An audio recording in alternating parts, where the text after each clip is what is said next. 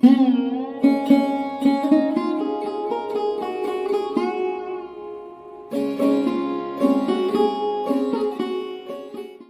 দুপুর সবাইকে। কেমন আছো সবাই? আশা করছি সবাই ভালো আছো, আর আমরাও বেশ ভালো আছি। নতুন দিনে নতুন আরেকটা ব্লগে আবারও তোমাদেরকে স্বাগত জানাই।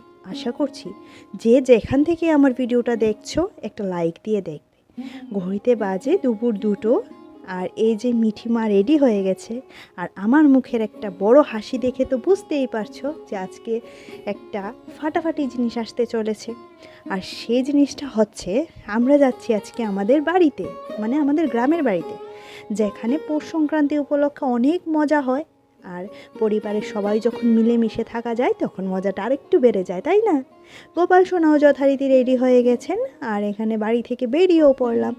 আর এইসব উৎসব পার্বণ দেখবে শহরে ভালো লাগে না, কারণ শহরে আমাদের নিজস্ব বাড়ি হলে কি হবে, সেখানে তো আমরা থাকি না এই উৎসবগুলোতে, সেখানে আমরা থাকি না। আর সেখানে মানে আমরা কারোর সাথে সেরকম আমার কারোর সাথে সেরকম পরিচয় নেই, থাকি আছি যাচ্ছি চলছি ফিরছি খাচ্ছি এইটুকুতেই সীমাবদ্ধ।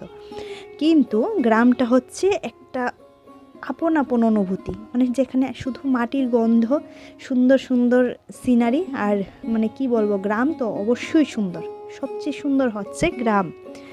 আর এই শহরের যেখান থেকে উৎপত্তি হয়েছে, গ্রাম না থাকলে হয়তো বা শহরই আসতো না, তাই না? তার জন্য এই শহরের ভিড়ভাট্টা থেকে বেরিয়ে যাচ্ছি।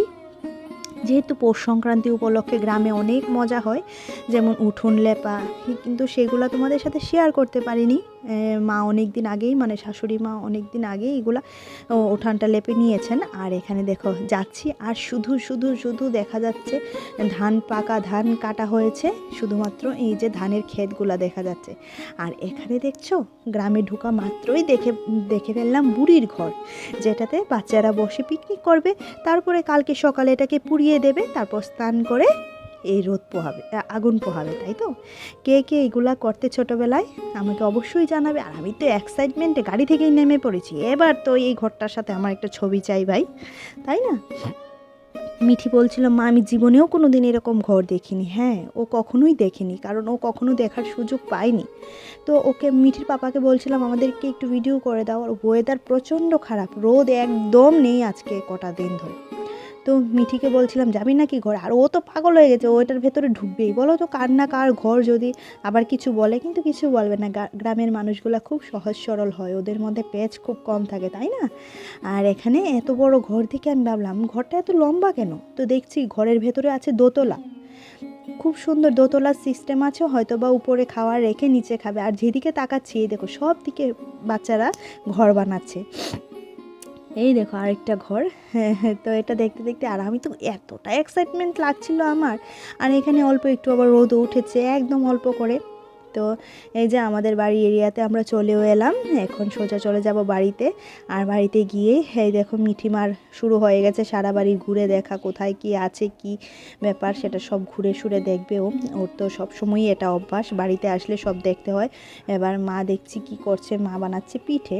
মা আজকে সারাদিন কাজ করেছে জানো, কারণ আমি আস্তে আস্তে অনেকটাই দেরি হয়ে গেছে। আর এইদিকে দেখো মিঠি এবার বাড়ি ঘরটা দেখছে, আর ওইদিকে মা বলছিল আমার গাছগুলি দেখিয়েছো কত ফুল ফুটেছে।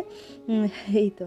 আর এখানে মা ভাতটা বেড়ে দিল, বললাম যে আমি নিয়ে খাবো, বলছি কেন নিয়ে খাবে, আমি বেড়ে দিচ্ছি। তো মা এখানে যথারীতি ভাতটা বেড়ে দিচ্ছে। আর মার কিন্তু আজকে প্রচণ্ড ঠান্ডা লেগেছে। আমার শাশুড়ি মা কখনোই শীতের জামা কাপড় পরেন না এমনিতে, কিন্তু আজকেই ওনাকে দেখলাম শীতের জামা কাপড় পরতে। আর এই যে নিরামিষ তরকারিটা মা রান্না করেছে, সেটা তো আমি আমাদের বাড়িতে খেতে পারি না, যেহেতু মিঠির বাবা খেতে চায় না, তার জন্য। আর এখানে দেখো উঠোনটা দেখাচ্ছি, এত সুন্দর করে লেপেছে কি বলবো। আর এদিকে মিঠি খেলছে। এখানে আসলে তো অনেক বড় একটা উঠোন পায়, যার জন্য ওরও খুব মজা। ছোটোবেলাতে এই উঠোনেই ও খেলে খেলে বড় হয়েছে। কিন্তু এখন তো আর আমরা উঠান পাই না, ঘরেই দুইটা ঘরের মাঝখানেই বসে থাকি। তো এখানে আমি সন্ধ্যা পুজো দিয়ে নিলাম। এখন গোপাল সোনাকে সবাইকে, এই দেখো সবাইকে লেপ গায়ে দিয়ে দিলাম, গোপাল সোনাকেও কম্বলটা চাপিয়ে দেব। আর গোপাল সোনার যেহেতু এখানে খাট নেই, তো ওনাকে বসিয়েই বলি, বাবা তুমি বসিয়েই শয়ন দেওয়ার চেষ্টা করি, কারণ এখানে যেহেতু আমাদের গোপাল সোনার বিছানা নেই। আর এখানে দেখো সব লুটের জিনিসপত্র এনে রাখা হয়েছে, সেগুলো অবশ্যই তোমাদের সাথে কালকে শেয়ার করব। কালকের ব্লগে তো আসবে অবশ্যই, যেহেতু পৌষ সংক্রান্তি উপলক্ষে হরে কৃষ্ণ নাম আসে বাড়িতে, লুট আসে। এই তো কার কার এখানে হয় সেটাও কমেন্ট করে জানাবে। তো বন্ধুরা, যারা এতক্ষণ ধরে আমার ভিডিওটা ধৈর্য সহকারে দেখছো তাদেরকে অসংখ্য ধন্যবাদ। আর যারা প্রতিদিন আমার ভিডিওটা দেখো আর সুন্দর সুন্দর কমেন্ট করো তাদেরকে অসংখ্য ধন্যবাদ। আর যারা এখনও আমার পরিবারে এসেছো কিন্তু আমার ভিডিও দেখছো অথচ চ্যানেলটা সাবস্ক্রাইব করোনি, তাদের কাছে একটা অনুরোধ রইল, চ্যানেলটাকে সাবস্ক্রাইব করে দিও আর পাশে থাকা বেল আইকনটাও ক্লিক করে দিও, যাতে করে আমি যখনই ভিডিও আপলোড করব নোটিফিকেশানটা তোমরা পেয়ে যাবে। তো এখানে পুজোর বাসনপত্র ধুয়ে নিয়ে এলাম, এখন এগুলাকে এভাবে দিয়ে দিচ্ছি যাতে সারা রাত্রে এগুলোর জলটা ঝরে যায়। আর প্রচণ্ড ঠান্ডা, গ্রাম তো এমনিতেই সুন্দর কিন্তু ঠান্ডাটা অনেক বেশি। যথারীতি ঠাকুরের ঘরটাও মুছে নেওয়া হয়েছে। আর আজকের মেনুতে আছে পোলাও আর দেশি মুরগের মাংস, তো সেগুলো আর কিছুই তোমাদের সাথে শেয়ার করিনি।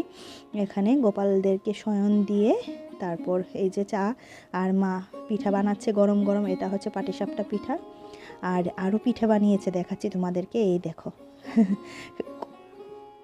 কত পিঠা বানিয়েছে দেখেছো। তো চলো আজকের মতো আমার ভিডিওটা এইটুকুই। ভিডিওতে যদি তোমাদের কিছু ভালো লাগে লাইক করে দেবে, কমেন্ট করে দেবে, শেয়ার করে দেবে চ্যানেলটা। আর তো বললামই সাবস্ক্রাইব করে দিও, যদি ভালো লাগে তাহলে অবশ্যই একটা সাবস্ক্রাইব করে দিও। চলো আজকের মতো tata, bye bye, good night. সবাই ভালো থেকো, সবাইকে ভালো রেখো আর পৌষ সংক্রান্তিটা খুব ভালো এনজয় করো। টাটা।